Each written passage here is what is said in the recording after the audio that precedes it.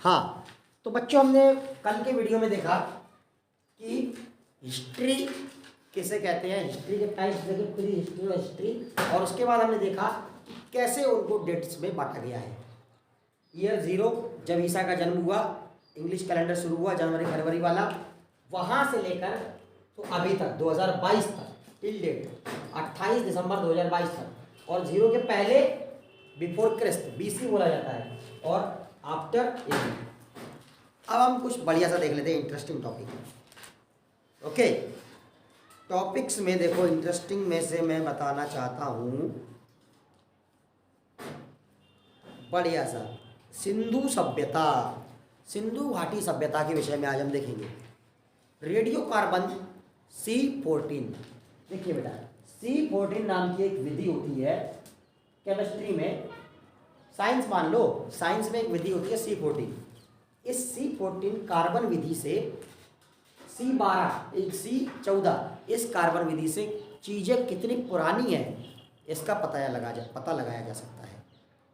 हड़प्पा मोहनजोदड़ो की जो सभ्यताएं हैं उसे सिंधु घाटी सभ्यताएं कहा जाता है। सभ्यताएं किसी पानी के स्रोत के बगल में ही पनपती हैं। क्यों? Because water is essential for life. बिना पानी के कोई जीवन संभव ही नहीं है। देखिए सिंधु घाटी सभ्यता के बारे में हम पढ़ेंगे। रेडियो कार्बन इससे पता चलता है कि ईसा पूर्व 24,000 से लेकर 1700 तक चली। मैंने बताया था ना आपको, पुरानी डेट जितनी होगी उतना बड़ा नंबर होगा, और इधर पुरानी डेट जितनी होगी जितना नंबर छोटा होगा। 1800 बोलेंगे छोटा, 1857 का रिवोल्ट वो बहुत छोटा नंबर है 1857, और वो पहले हुआ। 1957 बोले तो लेटेस्ट में अभी, और फिर 2000 बोलेंगे तो और भी पास में, 2021 बोलेंगे तो और भी पास में, 2020 बोलेंगे और भी पास में, और 2022 बोलेंगे और भी पास में, इस तरह से। और जितना बड़ा नंबर होगा मतलब उतने दूर। ईसा पूर्व की अगर बात करेंगे तो समझ में आ रहा है। तो यहाँ पर बड़ा नंबर पहले है, कितना?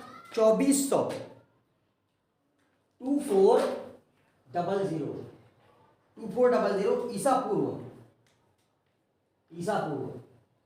और कब तक? 1700 AD तक। ईसा पूर्व 2400 से 1700 AD तक ये रहा। सिंधु सभ्यता की खोज राय बहादुर दयाराम साहनी ने की थी। किसने की थी? राय बहादुर दयाराम साहनी। ये एक व्यक्ति थे जिन्होंने सिंधु सभ्यता की खोज की। सिंधु सभ्यता को प्रोटो हिस्टोरिक अथवा ब्रॉन्ज युग में रखा जाता है। देखो युगों को भी अलग अलग तरीके से पार्टीशन किया गया है। ब्रॉन्ज एज, स्टोन एज, उसके बाद मेटल का आविष्कार हुआ तो ये ब्रॉन्ज एज में आया है। ब्रॉन्ज ये क्या है? ये एक एलॉय है। एलॉय मतलब जिसमें एक से ज़्यादा मेटल्स को मिला के बनाया जाता है, वो होता है एलॉय। तो पहले जब आप जानते हैं, आपने पढ़ा है, सबसे पहले कौन सा मेटल डिस्कवर हुआ? कॉपर। बट कॉपर बहुत ज़्यादा शक्तिशाली नहीं था, वो टूटा, मतलब मुड़ जाता था। कॉपर से अगर कोई तलवार बनाई और उस पर अपन कोई औजार बनाया कॉपर से और पेड़ काटने जा रहे हैं तो नहीं कट पाएगा कॉपर के से। तो ब्रॉन्ज यानी जो मिक्स करके ब्रॉन्ज बनाया गया। तो ब्रॉन्ज एज में सिंधु घाटी सभ्यता शुरू हुई। ब्रॉन्ज एज में थी सिंधु घाटी सभ्यता को, ब्रॉन्ज एज में रखा गया है। सिंधु सभ्यता के सर्वाधिक पश्चिमी पुरास्थल दाश्क नदी के किनारे स्थित, ये नाम इंपॉर्टेंट है। किस नदी के किनारे? सिंधु सभ्यता के सर्वाधिक पश्चिमी पुरास्थल दाश्क नदी के किनारे। आपके पास बुक हो तो अंडरलाइन कर लो या याद कर लो। दाश्क नदी के किनारे थे। सुतका गेंडोर आज बलूचिस्तान में है। कहाँ है?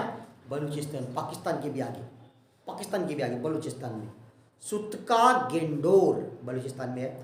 पूर्वी पुरास्थल हिंडन नदी के किनारे आलमगीरपुर, जिला मेरठ में है। आलमगीरपुर कहाँ है? मेरठ, दिल्ली के पास। उत्तर प्रदेश में पड़ता है, दिल्ली के, हाँ उत्तर प्रदेश में पड़ता है लेकिन दिल्ली के पास में है मेरठ। उत्तरी पुरास्थल चिनाब नदी के तट पर अखनूर के निकट मांदा, जम्मू कश्मीर में पड़ता है ये क्या है बेटा, बड़े बड़े शहरों के नाम है उस समय के, और कुछ नहीं है। सुतका गेंडोर, नाम कितना अच्छा लग रहा है, सुतका गेंडोर। आलमगीरपुर, ये तो अपना मेरठ में ही है।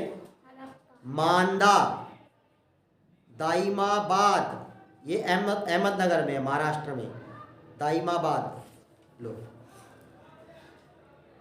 मोहनजोदाड़ो, हड़प्पा, गढ़वारीवाल, धौलावीरा, राखीगढ़ी, कालीबंगन, ये सारे प्राचीन नाम दिए गए हैं।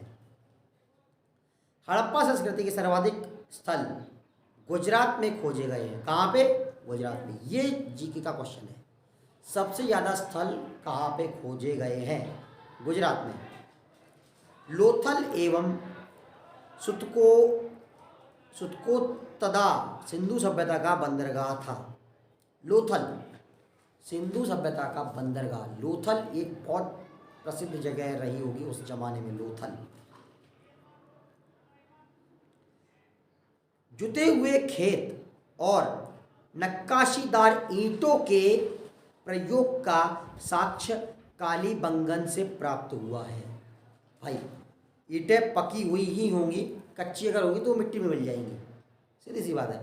भाई तुम ईंटों का एक केक बनाओगे, केक मतलब ऐसी चीज़ जिसको आप आटे जैसा डो जैसा बना के आप बना रहे हो, उसे केक कहते हैं। तो ये आपने अगर कोई ईंट बनाई और वो ईंट ज़मीन के नीचे दब गई तो भाई वो तो मिट्टी है, पानी पानी तो वैसे भी उड़ जाएगा, और उस मिट्टी में और बाकी मिट्टी में कोई फर्क ही नहीं है।